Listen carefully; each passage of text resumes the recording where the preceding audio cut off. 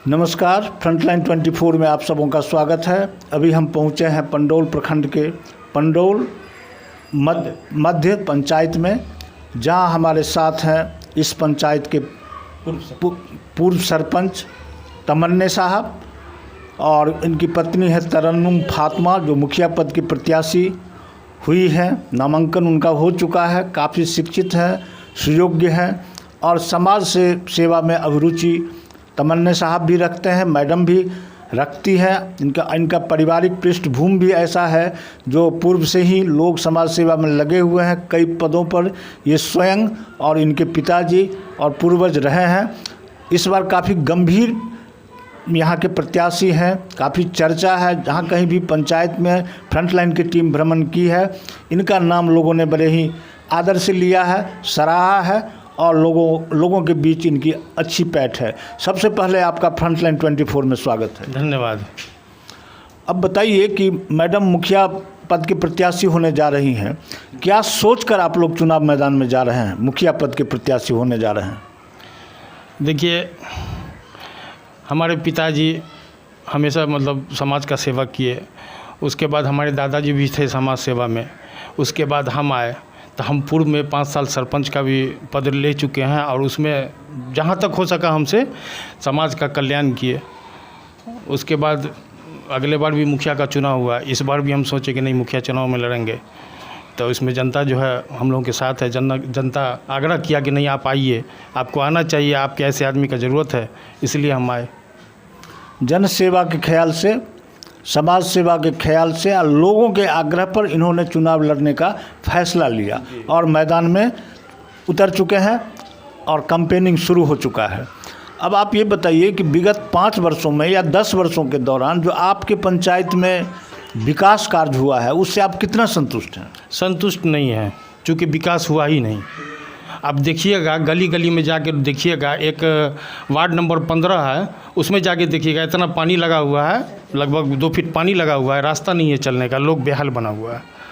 इसी तरह बरमुत्रा में एक चमर टोली है, वहाँ भी लोग बेहाल बने हुए हैं। इस तरह से एक वार्ड नंबर 11 है, उसमें ततम टोली बोला जाता है, उसमें भी लोग बेहाल बने हुए हैं। मुखिया तो कुछ किया नहीं, विकास का काम कुछ नहीं हो रहा है। उसके बाद एक तो जल नल का योजना है, उसको भी समझिए फेलियर ही समझिए, उसमें भी फेल है। कहीं जो है जल नल का योजना वो ढंग से नहीं चल रहा है। लोगों को पानी नहीं मिल रहा है, पानी ढंग से नहीं मिल रहा है, कहीं मिलता है कहीं नहीं मिलता है, कभी बंद रहता है। हर घर नल जल योजना के कार्य से यहाँ के लोगों को कोई लाभ नहीं मिल रहा है। लाभ मिल रहा है, लेकिन जहाँ पानी चालू है वहीं मिल रहा है। बाकी 15 वार्ड में से हमको लगता है 1 से 2 वार्ड में पानी ठीक से मिलता होगा, बाकी सब वार्ड का बंद रहता है। बंद रहता है, जी जी। और सरकार की कहीं चालू भी नहीं है, कहीं बना भी नहीं है। इस तरह का पोजीशन है, बना भी नहीं है। सरकार की और बहुत सारी योजनाएं हैं, जैसे प्रधानमंत्री आवास योजना, शौचालय, राशन कार्ड, वृद्धा पेंशन, छात्रवृत्ति योजना, कन्या विवाह योजना, ये सब सारी योजनाएं पंचायत में चल रही है। आपके पंचायत में इसकी क्या स्थिति है? इसकी भी स्थिति ठीक नहीं है। बहुत सारे लोग कहते हैं कि भाई हम जाते हैं, जैसे सुकन्या वाला मामला है, जाते हैं तो कहता है मुखिया की ठीक है, आवेदन भर दीजिए। अब 10 दिन दौड़ते थक जाते हैं, उसके बाद वो सो जाता है, हम भी सो जाते हैं। स्थिति यही है। आवास योजना का है, आवास योजना तो उसमें आता है ना, तो उसका जो क्या कहते हैं सूची में जिसका नाम है उसको तो मिलता ही है, लेकिन उसमें कुछ लोग जो है उसमें दलाली करते हैं, 15 से 20 हज़ार रुपया खा जाते हैं। मुखिया को उसमें पहल करना चाहिए, मुखिया कहीं पहल नहीं करता है, चूँकि उसमें शामिल रहता है। अच्छा। और शौचालय योजना में भी लोगों ने कहा है, आपके पंचायत में नहीं कहा है, दूसरे पंचायत में, कि वहाँ भी पैसा लिया जाता है। जी जी, यहाँ भी पैसा लिया जाता है। शौचालय वाले में भी 1000-2000 करके ठगा जाता है। और शौचालय बना है कि नहीं पंचायत में? शौचालय बना है, जिसके पास पैसा है बनाया, जो बहुत गरीब आदमी है जो पैसा उठा के खा भी गया, नहीं बना पाया। तो कुल मिला के जो सरकार की योजनाएं पंचायत स्तर पर चल रही हैं वो संतोषजनक नहीं है। संतोषजनक नहीं है। यहाँ भी कोई भी योजना जो है संतोषजनक नहीं है। एक भी योजना, चाहे जो भी योजना हो, पेंशन वाला योजना हो, जो भी योजना हो, लेकिन संतोषजनक नहीं है। यहाँ का जनता बेहाल है। यहाँ बदलाव चाहता है जनता, और जनता के आग्रह पर हम आए हैं। यहाँ जनता बदलाव चाह रहा है। ये बताइए कि किसी समाज को आगे बढ़ाने के लिए, विकसित करने के लिए शिक्षा और स्वास्थ्य अहम है। उसके बिना, शिक्षित हुए बिना समाज का विकास करना संभव नहीं है। स्वास्थ्य भी उतना ही ज़रूरी है। लोगों को स्वास्थ्य सुविधा इस पंचायत में मिल रही है कि नहीं, इस सब की क्या स्थिति है? ये सब की स्थिति ठीक नहीं है। स्वास्थ्य का भी ढंग से सुविधा नहीं मिल पाता है, ठीक है। शिक्षा की स्थिति भी वही है। कम से कम मुखिया को जाना चाहिए, हर स्कूल पर जाके बोलना चाहिए कि भाई कम से कम टाइम से आओ, टाइम से पढ़ाओ, टाइम से जाओ। कुछ नहीं, कभी आता भी नहीं है, कभी झांकता भी नहीं है। मुखिया का यही स्थिति है। अभी आप नामांकन कर चुके हैं, कैंपेनिंग में जा रहे हैं, लोगों के बीच जा रहे हैं, आप आग्रह कर रहे हैं। अपने आप को इस चुनाव में, अभी वर्तमान इस समय में आप अपने आप को कहाँ पाते हैं लोगों के बीच में? लोगों के बीच में हमको तो सम्मान मिल रहा है। हमको, हाँ, सम्मान मिल रहा है। हर जगह हमको कहा जाता है कि भाई आपके ऐसे आदमी का ज़रूरत है यहाँ। चूँकि आपके पूर्वज भी समाज सेवा में थे, आप भी 5 साल सरपंच रह चुके हैं, और जो समाज को दिया है उससे समाज संतुष्ट है और समाज खुश है। मैंने जहाँ कहीं भी आप जा रहे हैं, लोगों का स्नेह और प्यार आपको मिल रहा है? जी जी जी, निश्चित मिल रहा है। हाँ, उसमें सब लोगों का मिल रहा है, बड़े हो छोटे हो, चाहे किसी जाति के लोग हो, सब लोगों को मेरा प्यार मिल रहा है, सब लोगों से। अब मैडम महिला हैं, युवा हैं, पढ़ी लिखी हैं, आधी आबादी महिलाओं की है आपके पंचायत में, पूरा देश में।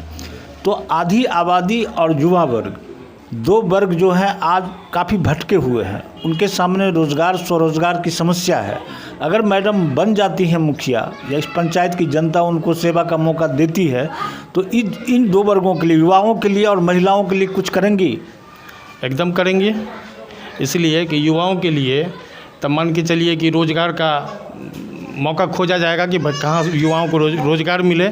दूसरी बात यह है कि महिलाओं के लिए छोटा छोटा कुटीर उद्योग होता है, उस सब का योजना को सबको दिया जाएगा। जैसे सिलाई है, पापड़ वाला है, बहुत सारा कुटीर उद्योग है, छोटा उद्योग बहुत सारा है।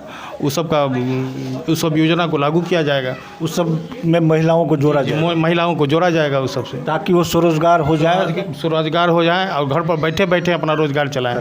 जी। अब अंत में ये बताइए कि आप अपने जनता से, मतदाता मालिकों से क्या अपील करना चाहते हैं कि आपको वो अपना समर्थन दें? देखिए, मतदाता मालिकों से अपील यही है कि भाई हम 5 साल आपका सेवा कर चुके हैं, आपके मन में मेरे लिए सम्मान है, तो आज भी कम से कम उस सम्मान को दोहरा के इस पंचायत के विकास के लिए, और जहाँ तक मुमकिन होगा मैं सेवा अपना करूँगा, सेवा करूँगा। और विकास में कहीं से कोई कमी नहीं होगा।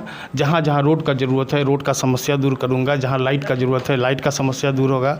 और जितनी भी समस्या आएंगे उन सबको दूर करने का प्रयास करूँगा। योजनाओं को धरातल पर उतारेंगे? एकदम उतारेंगे, निश्चित रूप से उतारेंगे, कहीं दिक्कत नहीं होगा।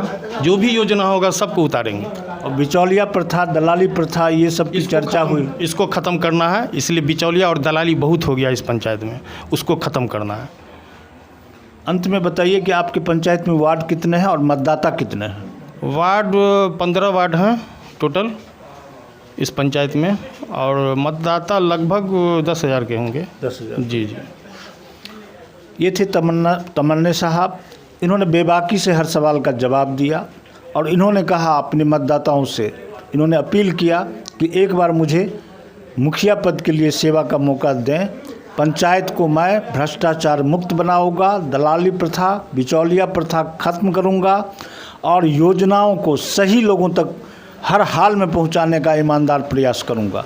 सड़क बनेगी, बिजली की समस्या दूर होगी, हर घर नल जल या सरकार की जो जितनी भी योजनाएं हैं उसे मैं हर हाल में घर घर तक पहुंचाऊंगा और सही लोगों तक पहुंचाऊंगा। युवाओं के लिए, महिलाओं के लिए विशेष रूप से ये काम करेंगे। देखते रहें फ्रंटलाइन 24। धन्यवाद।